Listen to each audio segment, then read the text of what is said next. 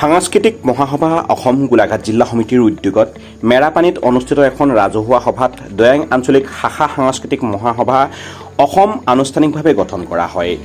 সভাখনত সভাপতিত্ব কৰে গোলাঘাট জিলা সমিতিৰ সভাপতি পুৰঞ্জয় গোস্বামী আৰু উদ্দেশ্য ব্যাখ্যা কৰে জিলাৰ সম্পাদক তথা কেন্দ্ৰীয় সমন্বয়ক মুকুল বৰুৱাই।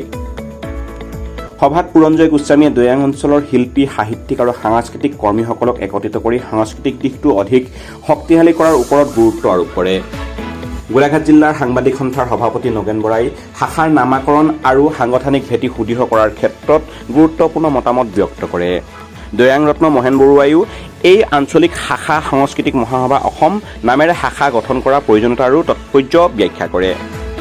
সভাত কেন্দ্ৰীয় সদস্য তথা জিলা সভাপতি পুৰঞ্জয় গোস্বামী, কেন্দ্ৰীয় সমন্বয়ক তথা জিলা সম্পাদক মুকুল বৰুৱা, জিলা উপদেষ্টা গোলাপ শইকীয়া, জিলা কাৰ্যকৰী সভাপতি নৰেন শইকীয়া, বীৰেন্দ্ৰ কুমাৰ বৰা, জিলা উপসভাপতি প্ৰতাপ চন্দ্ৰ কণ্ডলী, জিলাৰ উপদেষ্টা বিপুল বৰাৰ লগতে অঞ্চলটোৰ বহু বিশিষ্ট ব্যক্তি উপস্থিত থাকে।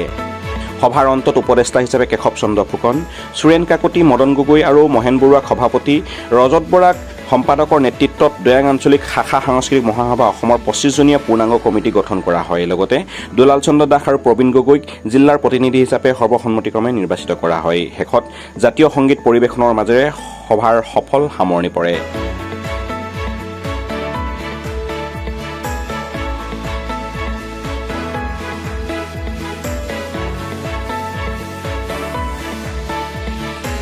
নিউজ ডেস্ক ৰিপোৰ্ট, খবৰ গোলাঘাট। অসমৰ গোলাঘাট জিলা সমিতিৰ সৌজন্যত আজি দৈয়াং অঞ্চলত এটি আঞ্চলিক শাখা গঠন কৰা হ'ল সাংস্কৃতিক মহাসভাৰ। এই সাংস্কৃতিক মহাসভালৈ দৈয়াং অঞ্চলৰ এটা জনজাগৰণ সৃষ্টি হ'ব বুলি আমি আশা কৰিছোঁ। কাৰণ আজি আমি যথেষ্টখিনি ৰাইজৰ ইয়াত সহযোগ পাইছোঁ আৰু তেখেতসকলৰ উৎসাহত আৰু উদ্দীপনাত আমি অত্যন্ত আনন্দিত হৈছোঁ। আমি আশা কৰিছোঁ যে দৈয়াং অঞ্চলে সাংস্কৃতিক পথাৰখনত এক নতুন বাৰ্তা প্ৰেৰণ কৰিব, অসমলৈ এটা নতুন বাৰ্তা প্ৰেৰণ কৰিব এই আঞ্চলিক সমিতিখনে। তাকে আমি কামনা কৰিছোঁ। গোলাঘাট জিলা সাংস্কৃতিক মহাসভাৰ বিষয়ববীয়া সভাপতি, সম্পাদক প্ৰমুখে কেইজন বৰেণ্য ব্যক্তি আহি ইয়াত এখন আমাৰ সভা হ'ল। এই সভাতে দৈয়াং আঞ্চলিক সাংস্কৃতিক মহাসভাৰ এটি শাখা গঠন হৈছে আৰু সেই শাখাটিকৈ আমাক সভাপতি হিচাপে আৰু ৰজত বৰাক সম্পাদক হিচাপে আৰু বিভিন্নজন গুণী জ্ঞানী লোকক বিষয়ববীয়া হিচাপে দায়িত্ব দিছে। গতিকে আমি দায়িত্বটো পাই আমি অতিশয় আনন্দিত হৈছোঁ আৰু ভয়ো খাইছোঁ যে গধুৰ দায়িত্ব এটা আমি পালন কৰিবৰ কাৰণে আমি গৈ আছোঁ।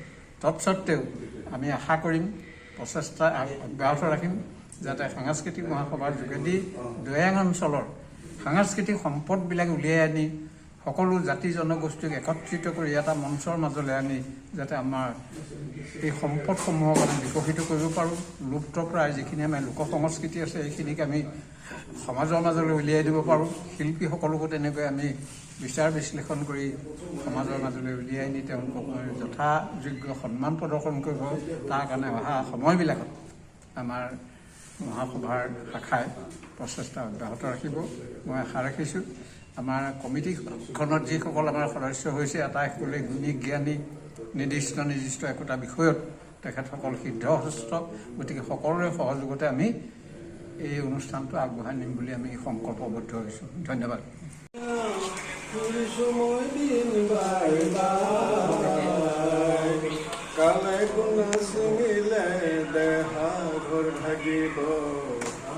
জানো মাটি বধু নাই মোৰ বন্ধু, জানো মাটি বধু নাই আহিছোঁ অকলে, অ মোৰ বান্ধৱী যামে গৈ অকলে, অ মোৰ বান্ধৱী মাজতে পাতিছোঁ বেহা, নিচা বেহা পাতি লুটি ঘটি, বেহাপাতি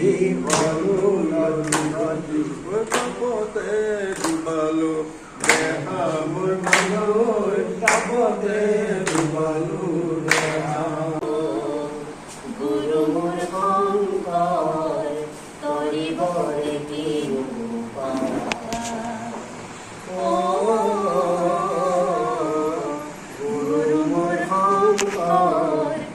তৰিবৰে কিনো পায়